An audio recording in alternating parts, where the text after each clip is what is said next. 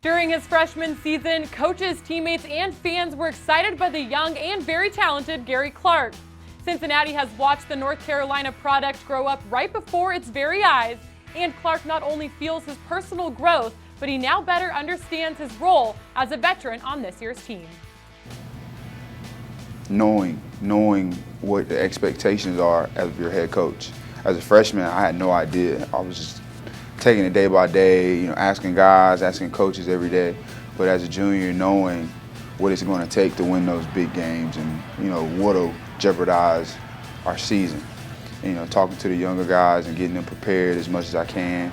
Gary's another humble star, and trying to get him to break out into a dominant mentality.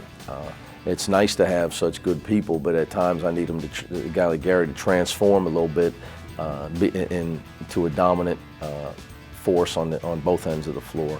He's such a team player that he defers a little bit. He's got to take some more chances, and our coaches have great respect for him because they all know that he's completely unselfish. So I need him to have take a bad shot every now and then and be a little more aggressive and come out of his shell to where he can be a dominant player in college basketball.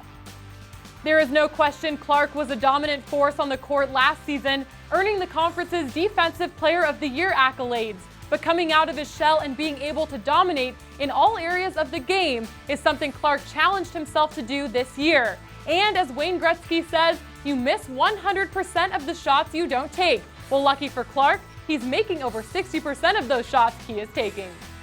I'm able to, now that I'm able to knock down those jump shots, guys have to guard me, come up and actually guard me.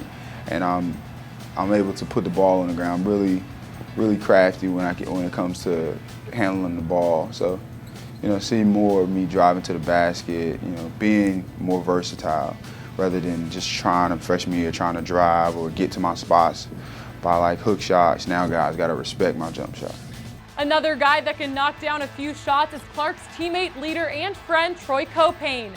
Two veterans that in large part make up the foundation of this year's team. It's been great, both kind of been from down south and underdogs, throughout high school. Coming in as a freshman, Troy as a sophomore, I had watched him play a couple times on AAU, but I never thought that we'd be on the same team playing together because he was a bigger guard.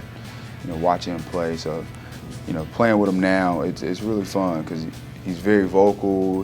He's passionate. And I tell him all the time, the funniest times is when I know when Troy's intense.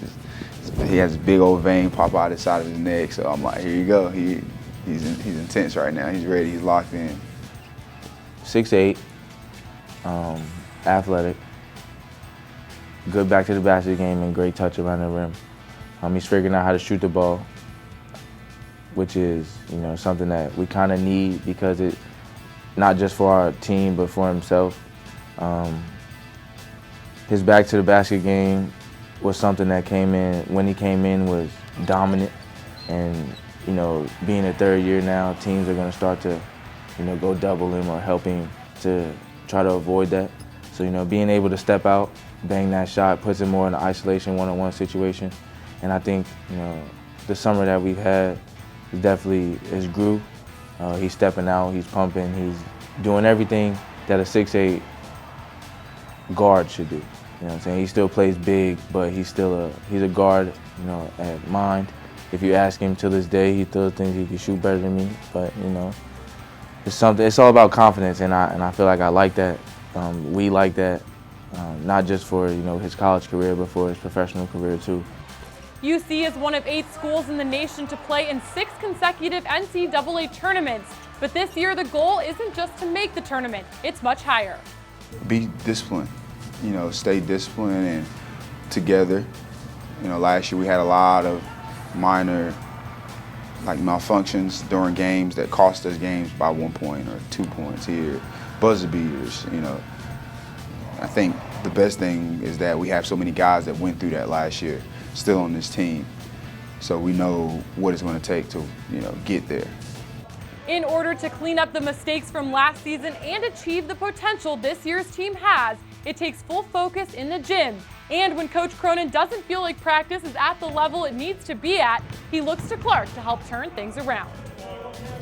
The funniest is, you know, if guys are out to lunch during practice or we're having like a slow practice, he'll yell at me and he'll say, if guys don't want to talk, if guys don't want to play basketball, what should they do?